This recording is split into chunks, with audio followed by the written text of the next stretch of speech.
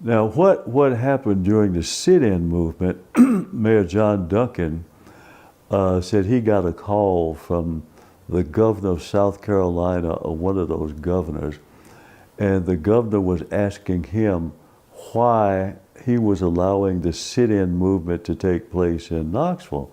Aren't you a southern city? And Mayor Duncan said, yes, we are. Well, why don't you stop that? He said, because we don't want the kinds of problems you are having in your state. They have a right to protest, whether we like it or not. There were no dogs turned on people in Knoxville. No fire hoses were turned. Policemen didn't beat people up.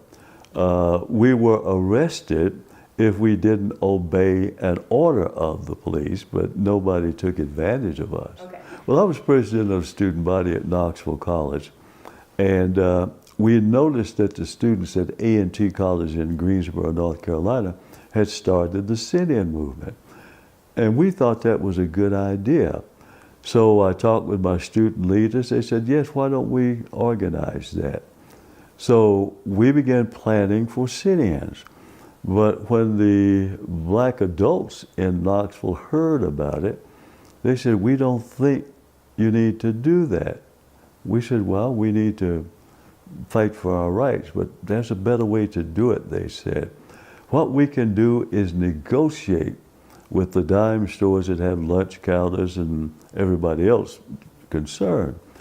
So we, as students, didn't believe it would work, but we said, if they can do that, then let's go for it. So we waited and waited, and nothing was happening. In fact, no students were involved in those negotiations. So I said, well, we need to let them know we're serious about coming into downtown Knoxville. So we went to chapel that day. We had to go to chapel every Monday, Wednesday, and Friday.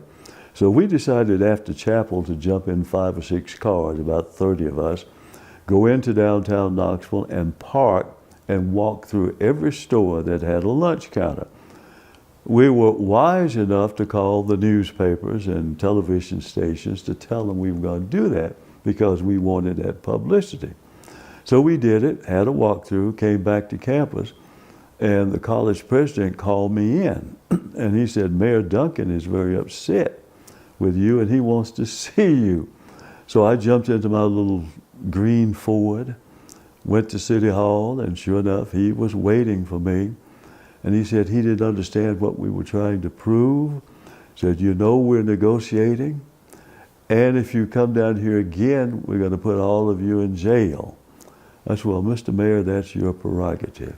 But we don't believe the negotiations are going in good faith. And if you prefer to let all the crooks and criminals out of your jail and lock up students, then so be it. And I walked out of his office. Well, eventually, school was out.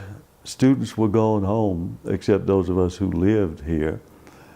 And still, nothing had happened. So the adults felt that we had been betrayed. So they got on the picket lines. And those of us students who were still here joined them. So that's what happened. The merchants thought once Knoxville College had closed for the summer, they wouldn't have to deal with us until the next year. But they were wrong.